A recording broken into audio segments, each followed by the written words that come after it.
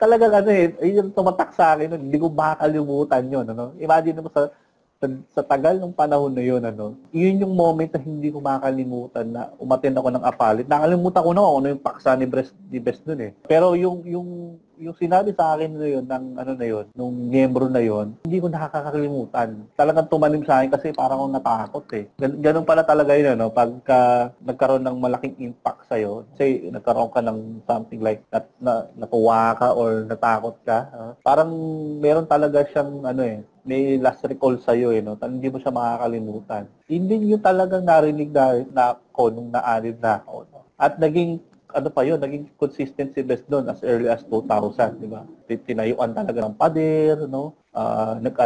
Bumili ng lupa sa Orani, Bataan, magkaalaga ng ostrich at baka. Ay, yun pa, yung meron tayong nakausap, Tipeche nakaraan, di ba? Na nagpagawa pa ng ano yan, yung basement, tawag yan? Bunker? Bunker, oo. Nagpagawa pa ng bunker, di ba? Wala talagang kultong-kultong. Nagpagawa ng bunker para taguan ng mga pagkain. Talagang, confirm talaga, di ba? Na yung isa sa mga nag-construct. Full-blown na kulto na yun pag may bunker ka. May bunker. Talagang confirm yung bunker na yun, mga kasama, mga kapatid. Sila Bradlito Quezon, magkakasabay po kami. Matagal na po naming taglay-taglay ang paniniwala na yan, na pag hindi ka nasama sa unang pagkabuhay na maguli, talagang hindi ka na maliligtas. Abay, narinig ko kay kuya yung mga paliwanag na, hindi pala ganun yun. Hindi ganun yun. Marami pang maliligtas pagkatapos ng unang pagkabuhay na maguli. Ang nangyari po mga kapatid, mga ilang buwan ang lumipas. Walang malay po si Branelli doon. Hindi naman po niya alam yun. Kasi kaming dalawa nga po kami ni kuya po nung time na yun nagpaliwanag si kuya sa akin ng ganun eh. Mga ilang buwan ang lumipas. Naku, may lumabas na paksa. Inilabas po ni Branelli. Kung ano po yung mga ginamit ni kuya ng mga talata, mga kapatid. Yun din ang ginamit po ni Branelli sa topic. At yung topic, may mga maliligtas after pa ng unang pagkabuhay na mag-uli. Naku, ang saya ko noon mga kapatid, talagang walang pagsinlan ako ng tuwa. Kasi, kung paano po yung narinig ko kay kuya na pinaliliwanag niya yon, siyang mga paliwanag na inilabas po ni Branelli sa paksa. Kayo kaya makasaksi ng ganun mga kapatid. Baka magtatalong po kayo sa tuwa din eh. Ang saya-saya ko po noon. Kasi, isipin nyo po, sa tagal ng panahon na pinanghahawakan natin yung ganong paniniwala. Tapos narinig ko kay kuya. Sinaway ako ni kuya, hindi naman niya mahabol na. Naging paniniwala ko na. Lumabas after some time. At inilabas po ni Branelli na yung mga talata, yung po ang isa-isang inilabas po ni Branelli, kung paano yung ginamit ni kuya na narinig ko nung kaming dalawa lang. Talagang saya ko nun. At mula nun, yan nga, di po ba, totoo mga kapatid, naging konkreto po sa atin ngayon, yung paniniwala natin ngayon, hindi lang naman sa unang pagkabuhay na maguli yung mga masasama doon, ang mga maliligtas, after ng unang pagkabuhay na maguli, may 1,000 years pa, marami pang mga maliligtas yan. Ganun na ipinaliwanag ni kuya sa akin. Naku, saya ko talaga nun. Anong gagawin po natin? Yung talagang reality. Yung pong totoong pangyayari mga kapatid, may isa pa. May isa, pero hindi lang dalawa itong kinikwento kong ito, Brad Josel, kasi may mga puntong magkakasama tayong saksi na una nating narinig kay kuya, na hindi pa natin naririnig kay Branelli. Ewan ko kung sino yung mga nakakatanda rito, mga dumadalo dati ng IYC, o NYC pa noon. May pronouncement noon sa amin si Beth, na yung mga kabataan na na dumadalo that time ay kung mamatay man daw siya, yung mga kabataan daw na dumadalo that time ay yun yung mga dadatnan na. Oo. Most likely na datnan. So, ewan ko kung natatandaan nyo na. Kasi almost, every IYC, ganun eh. Pagka tinitipon na yung mga kabataan na, para makinig. Ikaw ba, nasan ka ba pag IYC? Ano na yan, maraming beses yan sinabi ni Best noon, di ba? At may mga ano pa nga yun may mga ano pa yan. Tawag dito, may mga scenarios pa yan siyang, alam mo yun, yung ano ba ang tawag diyan terms diyan Ate Pecha, yung pagkakasunod-sunod nung senaryo bago dumating yung malaking kapagitan. Di ba meron pang darating na after, Yung kasi di ba meron pa yung sabi Four Horsemen sa Apocalypse, yung mga ngabayo, diniscuss din yun eh. Tama. Oh. Pero alam mo, Correct. ilang beses naman kasi binago yung pagkakasunod-sunod din eh. Di ba nga yung latest, Correct. yung tungkol doon sa Anytime Soon, hindi na malaking kapigatian ang hinihintay. Yung 1,000 taon na. O ngayon, wala tayong update kung yun pa ba, or babaguhin na ni Kuya, or what. Yun ang kaabang-abang, di ba?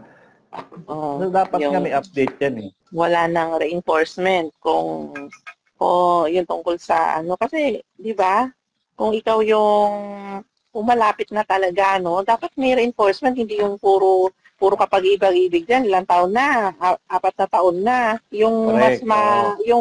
yung mas pinakaabangan yun ang nakalimutan na. Ano nangyari na doon? Na-expect pa naman ni King yan na darating yan sa inaharap. So, ang tanong ko diyan kay King, ano ba yun? Paano na ngayon yung ostrich at yung baka? Kung nag-expect pa rin siya magdidildil ng lugaw sa hinaharap. O magdidildil ng nilugawang baka. Di ba yun ang sabi ni Besto, di ba? Kaya siya nag-aalaga ng baka para daw kahit na nilugawan lang, may baka, di ba? Yung ewan ko, narinig mo yun? Narinig mo ba yun? Oo, doomsday diba? talk. Pero nung time na narinig mo yun, are you amazed na, wow? Ay, oo naman. Oo naman. Para tayong tinukwentuhan na mga bata na sa tinukwentuhan ng teacher ng fairy tale. Amazed na amazed. Fairy tale, no? Kasi kung titignan mo, the way kung paano sinishare ni Best, no? Parang feeling mo talagang totoo kasi nga, nag-prepare din siya, no? To the extent na nagtatanim ng mga puno doon sa apalit, tinaasan yung pader, di ba? Nag-aalaga ng baka, may ostrich pa. So parang, alam mo yun, yung hindi mo, pag talagang delusion, biktima ka ng delusions at delusional ka rin, talagang ma-amaze ka, no? Na, oo nga, talagang naghahanda na, sugo talaga. Naalala ko nga yun in that time, nung Ate Pecha, way back 1998, nung first time ako makarating ng Apalit, dinala ako nung isang kapitbahay namin na MCGI na noon, parang yung convention that time, kalahati pa lang eh. Although bakal na siya, may mga bakal na na semento na pader. Pero, nung dinala ako doon, tas break time, kumain kami doon sa likod. Di ba yung likod pala isdaan pa yan, di ba? Bukid pa yun nun eh. Tapos, pero may bakod na, May bakod na unti-unti tinataas. Pero pa lang yung bakod nung parang mga kahoy pa lang, parang hindi pa siya sementado. So, habang kumakain kami doon, sabi sa akin nung MCJ na kapitbahay na, alam mo bro, itong si Brett Eli naghahanda na kasi malapit na. Alam mo itong mga puno na to, may mga puno ng mangga doon eh. Yan, tinanim na ni Brett Eli yan. Kasi paghahanda yan sa malaking kapigatian, gano'n. Saka itong compound na to, ayan, papadiran ni Brett Eli, pataasan niya yan. Kasi pag dumating yung malaking kapigatian, yung tao magkakatutog na yan. Tayo lang daw may pagkain. Tayo lang kaya nahanda na yung mga pagkain, mga prutas, naghahanda na sa Brett. Kaya yung mga tanim na yan, yung mga mangga na yan, mga fruit trees na yan, paghahanda yan sa malaking kapigatian. Kaya talagang yung tumatak sa akin, hindi ko makakalimutan yun. Imagine mo sa tagal ng panahon na yun,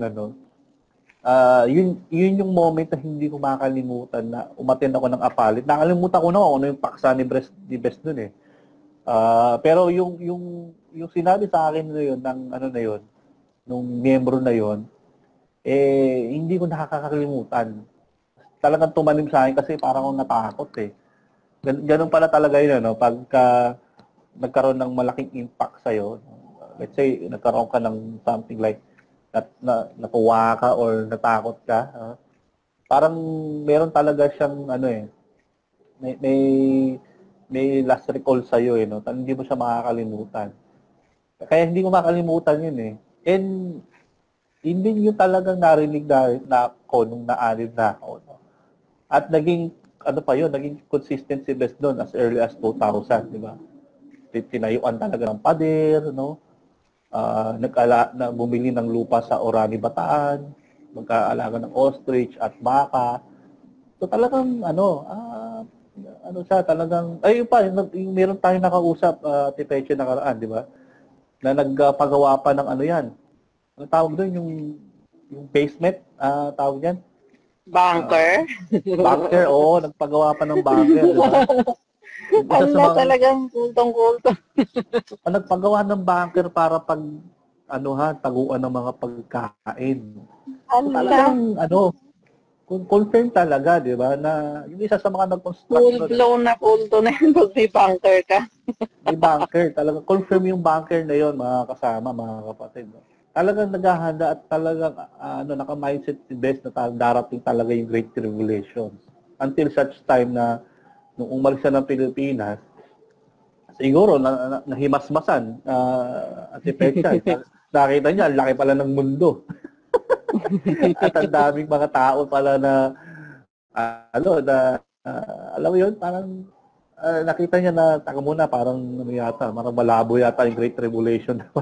Nahimasmasan at iniba, di ba? Parang I think 2006 yata niya yun unang i-revise or inamend ang narinig ko nun, hindi ko makakalimutan Ate Pecha, ang sa pagkakabanggit niya, yung malaking kapagatian yun, spiritual, hindi literal. I don't know kung naalala mo yun. Wala akong maalala gano'n. Pero meron ako naalala na sabi niya, yung magpapasapit ako ng kagutom na hindi yung kagutom ng pagkain, yung parang kagutom sa salita, ganon. Na nga daw, hindi... yun na yun. Yun na nga yun. Kagutom sa salita, spiritual. Yun na yun. Oo. Kasi ang mangyayari nga, yung malaking kapigatian, spiritual na siya. Kagutom sa salita, hindi kagutom sa pagkain. Yun yung unang-unang attempt niya na kaya alam mo, dahil hindi nire-reinforce na, tinigil na yung pangangaral dyan, tingnan mo, resulta, iba-iba na ngayon na natatandaan ng mga kapatid. Pag tinanong mo sila. Yes. Oh. Correct. Hindi consistent, di ba? Kasi nga, iba-iba nga ng tsaka walang reinforcement. Kumbaga hindi na nire-review. So, yung iba, na-retain sa kanila yung anytime soon. Yung iba naman, nakakalimutan na yung anytime soon, yung 1,000 years. Ang mas natatandaan na nila yung malaking kapigatian na dadanasin ng iglesia, gano'n. Mas na-retain sa kanila kasi mas mahabang pinangaral yun yung dadanasin ng mga hirang, yung malaking kapagatian. Dahil pag di raw paiiksiin dahil sa mga hirang. Dahil walang matitira kahit doon sa mga hirang kung hindi pa iikliin. So, yun, matagal na pinangaral yun. So, yung maraming mga mas natatandaan yun. Pero yung tungkol doon sa 1,000 years, sa anytime soon, dahil yun yung iniwan ni Bes at hindi naman na-reinforce yung sa panahon ni Daniel Rason. Sa ibang mga kapatid, nag-fade away na yung memory na yun.